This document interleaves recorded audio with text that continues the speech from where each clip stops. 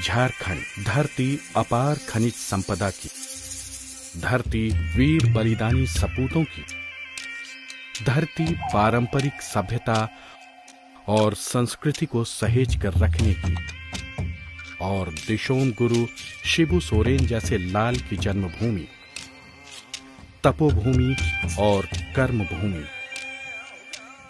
हम लोग अपने जमीन के लिए कोर्ट कचहरी बाबू साहब के चक्कर में बहुत पैसा फूंक दिए, बाकी कोनो फायदा नहीं हुआ। सब केस मुकदमा हार गए। इधर अत्याचार भी रोजे रोज बढ़ते ही जा रहा है। जमींदार और जागीरदार के घर में ब्याह, जीवन मरण के खर्चा उठाने से लेके उन लोगों के मन बहलाने के वास्ते नाच और पान बीड़ी का खर्चा भी हम ही लोग उठाए। ऊपर से उन लोग के लिए पालकी भी हम ही लोग बनाए। ये लोग हम पर बड़ी जुल्म और अत्याचार किए हैं। तो फिर कौन हमें बचाएगा, जो हमारी देश की लड़ाई लड़कर हमें इस अत्याचार से बचाएगा? कौन आएगा? कौन?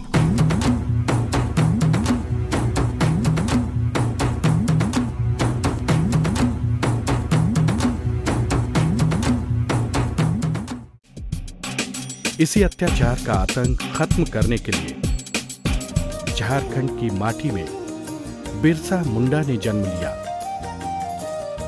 सिद्धो कान्हू ने जन्म लिया, तिलका मांझी ने भी इसी माटी में जन्म लेकर शिक्षा की अलख जगाई, और दशकों बाद इसी माटी के आदिवासी समाज को दिशोम गुरु ने जागरूक किया। उन्होंने शोषण के खिलाफ लामबंद किया। गुरुजी ने आज से करीब 35 साल पहले न केवल महाजनी प्रथा के खिलाफ आवाज बुलंद की, बल्कि विस्थापन, गरीबी, बेरोजगारी, भुखमरी और महाजनी प्रथा का दंश झेल रहे दक्षिणी बिहार के आदिवासी समाज को एक सूत्र में बांधने का काम किया। गुरुजी ने न केवल समाज के तथाकथित जुल्मी ठेकेदारों से मुकाबला किया, बल्कि जमीनी स्तर पर संगठन भी मजबूत किया, ताकि लोगों को संगठित कर उन्हें न्याय दिलाया जा सके। तो गुरुजी शुरू से ही बहुत सहज सरल स्वभाव के थे। उन्होंने विनोद बाबू से कहा कि ये लिबरेशन क्या होता है? तो बोले लिबरेशन का मतलब होता है मुक्ति। तो फिर उसने कहा कि झारखंड और मुक्ति तो मैं समझ गया, ये फ्रंट क्या है? तो बोले नहीं, फ्रंट को मोर्चा कहा जाता है। तो बोले कि मेरे समाज के लोगों को हम ये लिबरेशन फ्रंट कहाँ से समझाएंगे, और कहाँ से चे गुवेरा और कार्ल मार्क्स लेनिन को लाएंगे? हम तो बिरसा के वंशज हैं, सिद्धू कान्हू के वंशज हैं।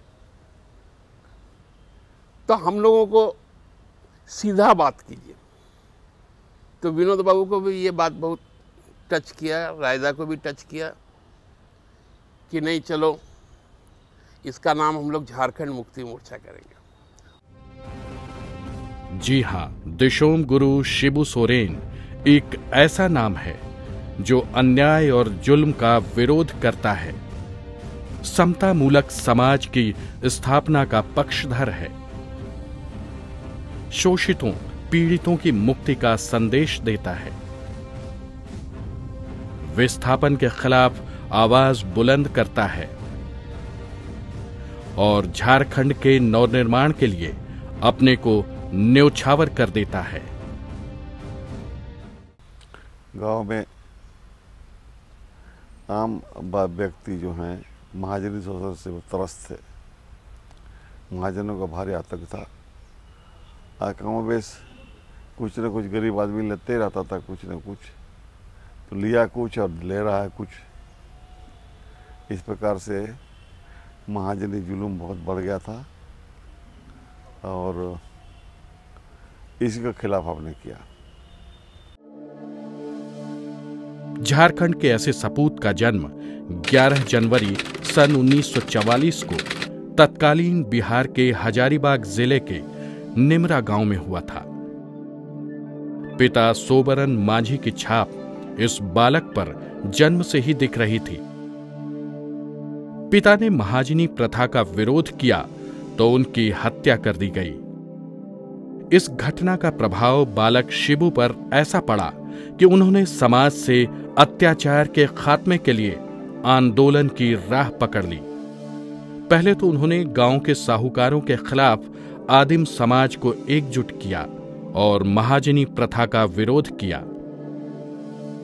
बाद में उन्हें पारसनाथ की पहाड़ियों से सटे गांवों में सुचारू रूप से चलाया। देखते ही देखते गुरुजी का आंदोलन हजारीबाग के गोला पीटरवाड़ से टुंडी के पहाड़, धनबाद और पारसनाथ के पहाड़ी इलाकों समेत गिरिडीह, देवघर और जामताड़ा तक फैला। इसके बाद इसका असर दुमका तक देखने को मिला।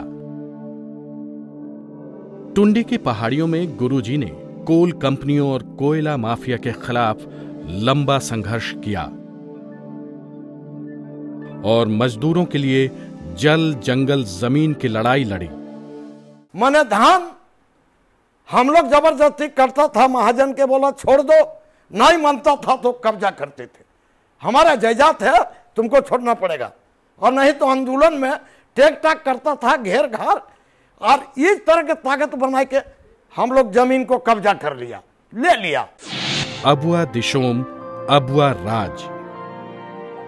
जी हां, इसका शंखनाद करते हुए गुरुजी ने विस्थापन के खिलाफ भी लंबी लड़ाई लड़ी। यही लड़ाई बाद में झारखंड राज्य के निर्माण की लड़ाई में तब्दील हो गई।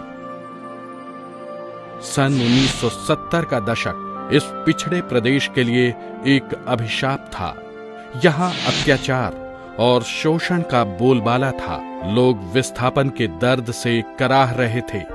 साथ ही कोयला मजदूर उचित मजदूरी के लिए भी संघर्ष कर रहे थे। यानी झारखंड एक जलता हुआ खंड था।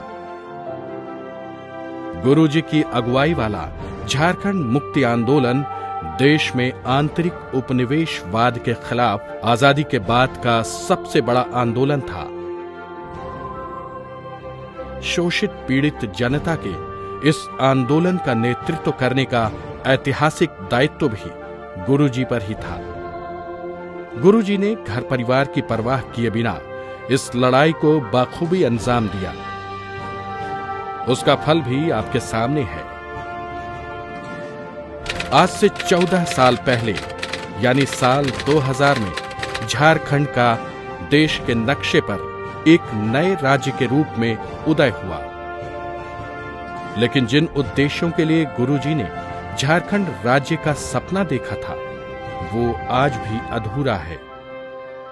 हालांकि उनके सपने को कम समय के कार्यकाल में उनके मुख्यमंत्री सुपुत्र श्री हेमंत सोरेन ने सच करने की पूरी कोशिश की है। 14 महीनों के कार्यकाल में श्री हेमंत सोरेन ने राज्य के विकास को नई गति दी है। देश दुनिया के नक्शे पर श्री हेमंत सोरेन ने झारखंड को एक तेजी से बढ़ते हुए राज्य के रूप में स्थापित कर दिया है। सोच के तहत और जिस सपने को लेकर के माननीय गुरुजी ने इस अलग राज्य का आंदोलन किया, वो सपना आज हेमंत सोरेन जी पूरा कर रहे हैं। और बहुत से काम जो गुरुजी के जो सोच है, बहुत से काम अभी बाकी हैं, उसको हम लोगों को करने हैं। और हमको लगता है कि जो समय हम लोगों को मिला है उसमें बहुत हद तक हम लोग सफल भी हुए हैं। और आगे जब हम सरकार बनाएंगे तो निश्चित रूप से उनके सपनों को, उनके सोच को हम धरातल पे उतारेंगे। गुरुजी मुख्यमंत्री सुपुत्र श्री हेमंत सोरेन के कामकाज से तो खुश हैं, लेकिन वो झारखंड वासियों के लिए अभी विकास का लंबा सफर तय करना चाहते हैं। झारखंड में बहुत कुछ होना बाकी है। कुछ तो हुआ, लेकिन उतना नहीं हुआ जितना होना चाहिए। जैसे शिक्षा के मामले पर एक एक बच्चा बच्चियों को पढ़ाई होनी चाहिए। और पढ़ाई तो करते हैं लोग, लेकिन पढ़ाई के बाद कुछ नहीं मिलने से तो वही खामोश हो जाते हैं, लोग नहीं पढ़ते हैं आगे जाके। तो ये सब जरूरत है। और गांव में ही ऐसा सृजित करना चाहिए उपज। खेती बाड़ी ही एक आधार है, दूसरा बिजनेस व्यापार तो नहीं है। खेती का ही इजाफा करना चाहिए। हम लोग एकमात्र खेती करते थे धान, लेकिन हमने गेहूं शुरू कर दिया, जौ शुरू कर दिया, विभिन्न तरह का सब्जी खेती में। खेत खिल ना रहे, ये हम आंदोलन शुरू कर दिया और अच्छी तरह से हुआ। लोग अब खेत के काम में लग गए, फसल उगने लगा। अब फसल उगाए तो गरीबी मिट गई। इसके चलते गरीबी आता था, होता फसल। महाजन के यहाँ 2 पैला 10 पैला कुछ लिया, एक बार आधा बन। महाजन पूरे के पूरा फसल होने के बाद अगहन पुष महीना में वो ले जाता था। इतना तेरा बाप लिया था, इतना तेरा दादा लिया था, ये सब समाप्त कर दिया।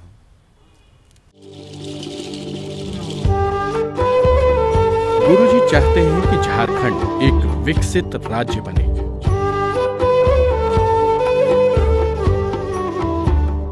जहां जोर जुल्म और संघर्ष कहीं न हो, लोग शिक्षित हों, खेती बाड़ी लाभ का कारोबार हो, हर एक किसान के चेहरे पर मुस्कान हो, हर मजदूर की जिंदगी बेहतर हो, राज्य के हर शख्स को बुनियादी सुविधाएं मिले, झारखंड के हर बच्चे का बचपन खुशियों से महके, हर एक बहू बेटी को सम्मान मिले, हर बेरोजगार को काम मिले। गुरुजी 70 साल के हो चुके हैं, लेकिन उनका तन मन अभी भी जवानों जैसा धड़कता है। वो झारखंड के विकास के लिए अपनी उम्र के फासले को दूर कर देना चाहते हैं। उनकी तो बस एक ही चाहत है, कैसे समृद्ध हो झारखंड, कैसे झारखंडी जन का सम्मान हो और कैसे सपनों का आदर्श झारखंड सरपट विकास की पटरी पर दौड़े। गुरुजी कहते भी हैं कि मैं 70 साल का हो चुका हूं, हौसला अभी झारखंड को संवारने का है, दिल में गुमान झारखंड को मुकाम तक जाने का है।